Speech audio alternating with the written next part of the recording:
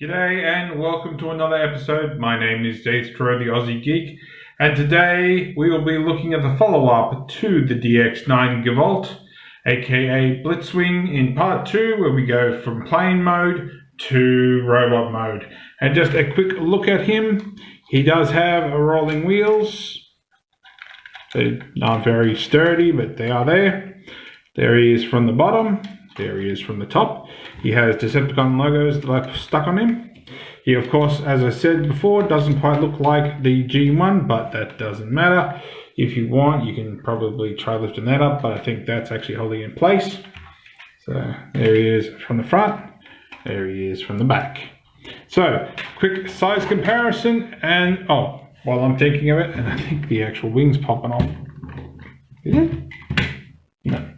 I think it is. 1 second. Fix that up, just tab that back in. Here he is with Windblade. Obviously, she is nowhere near as long as he is. He is obviously a lot wider, and obviously a lot taller. So there we go. Now, as for arming him up in this mode, you can take these two. You can't really take the gun. And what you can do is you can come under here, and you can tab it in like so.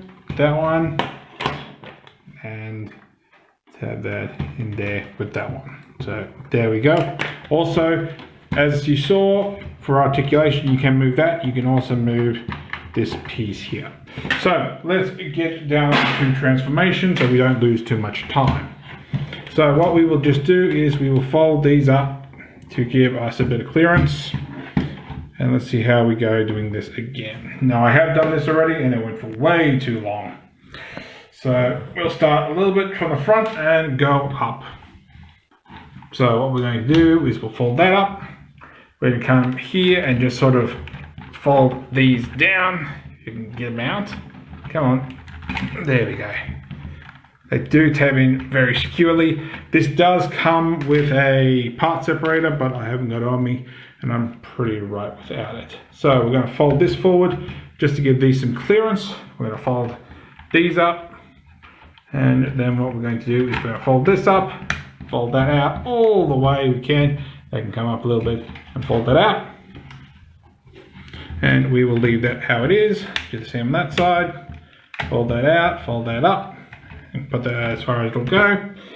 Then what we can do is we can come under here and flip out these pieces, providing his head's not in the way. Like 1 and 2, and of course they pop off very easily. They're easily plugged back in again. Then what we can do is just push through here. We're going to need to untab here first and push through here to give his head clearance. And that can just, already missing steps. You can split the nose, split the rest of the nose cone, fold those down, rotate these down, slide that through, and then bring this in. It will not go down just yet, so we'll leave that where it is. Close that back up, and we will keep going. So what we're going to do, I knew you were going to pop off again. The other way. So that's just going to come around here for the time being. And what we need to do is we need to get these arms in place. So what we're going to do is we're going to rotate this back like so. We're going to come in here. Just fold this out part of the way. Then we can start moving that out. This is going to fold up. So it gives us a bit of clearance. We can rotate the shoulder.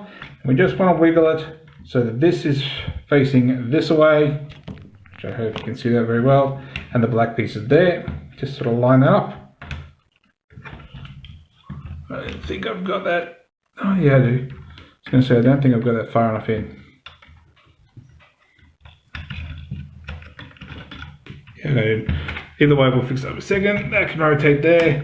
So that should give us a little bit more room, hopefully. Nope, still not enough room. Oh, we'll fold the arm down. We'll rotate it the proper way around. Actually, we might need to fold it all the way out. That's what my problem is. There we go. So you want it all the way out. That'll fold down. And we'll just leave that how it is. Fold that down. And we'll just rotate this up like here and we'll leave it how it is. And I'll be right back. Oh, while we're at it, we can lift this up. Whoop.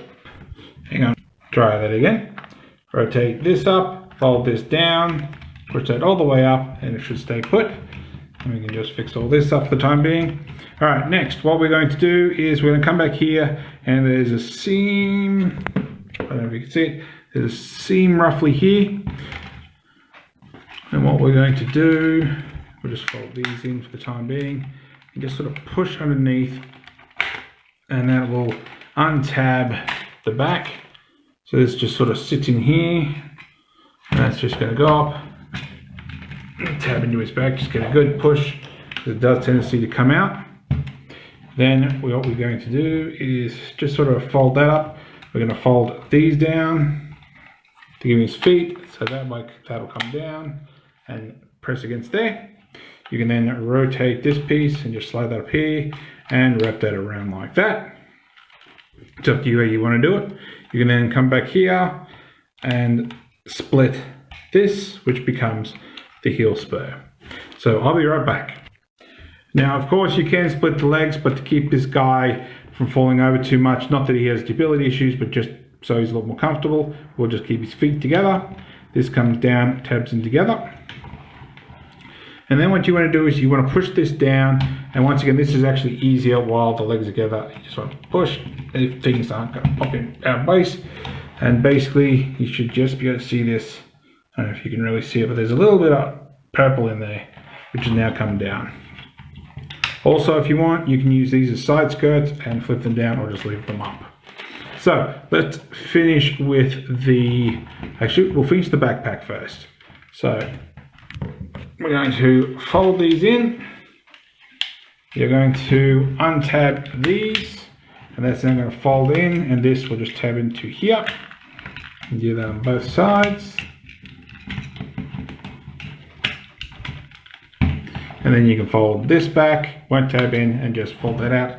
Not that you really saw that. Try that again. Fold in, fold out, and you can flip these down if you want to give it a different look. I just leave mine up, but it's up to you. So let's finish these arms off.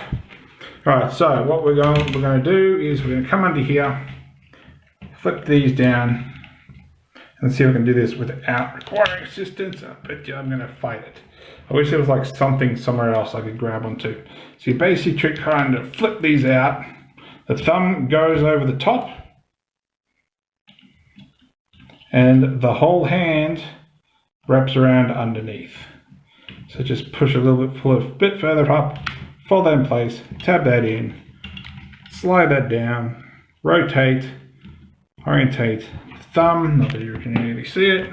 And that's all done. And then what you can do is you can either have the shoulder, I just didn't show you again, shoulder like this, or as he should more likely be, you want to, and this is a little bit tight, push that down there, and it gives him more of his Blitzwing shoulders. So I'll be right back when I finish the other hand. Now to almost finish it, you can come around here, and you probably would have seen this big square.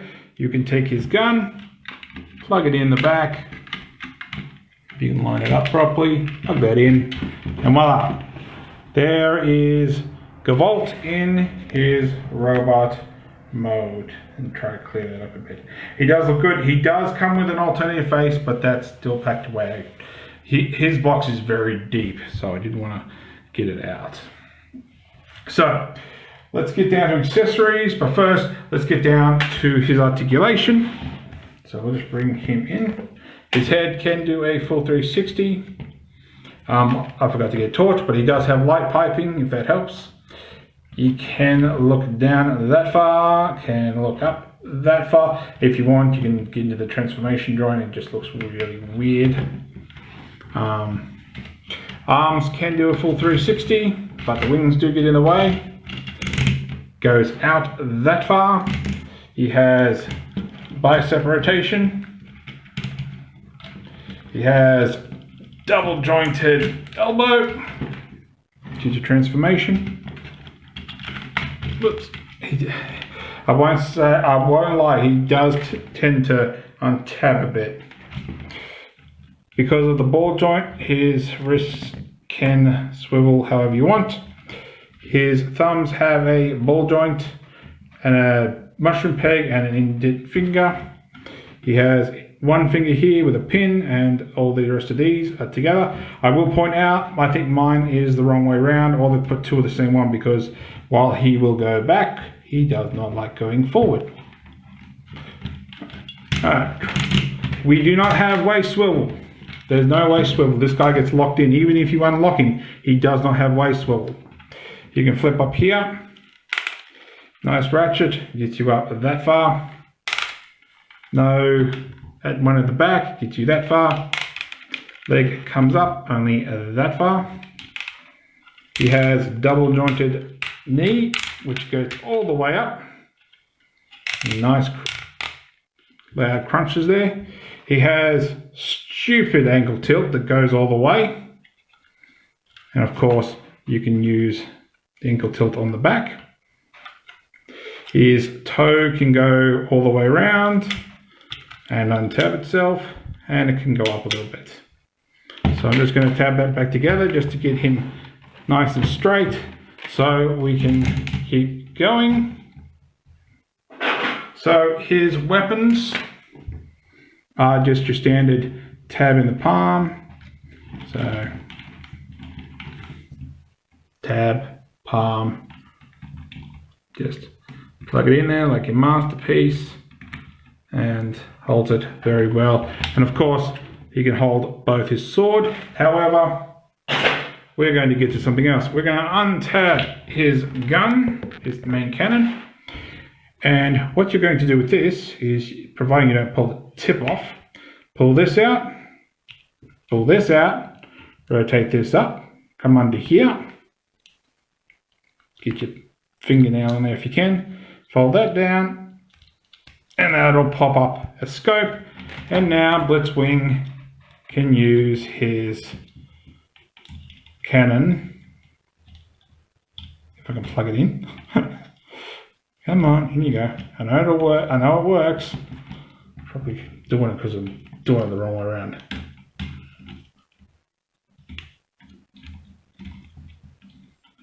Now you're going to prove me wrong that you can't hold it. I think it's because of the way I've got that back end. There we go. That might help.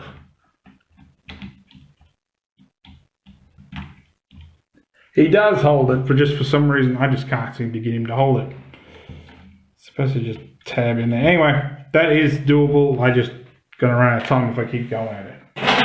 So let's get down to final size comparisons. Here he is next to MP36, and of course this is generally how I have him displayed. And of course, last but not least, here he is with KFC's Stratotanker, their Octane. So if you like this video, give me a thumbs up. If you didn't like this video, give me a thumbs down. I promise you will not hurt my feelings. Maybe subscribe, ring that bell if you want to see all their other posts. Leave me a comment. So thank you for watching, and I'll catch you next time.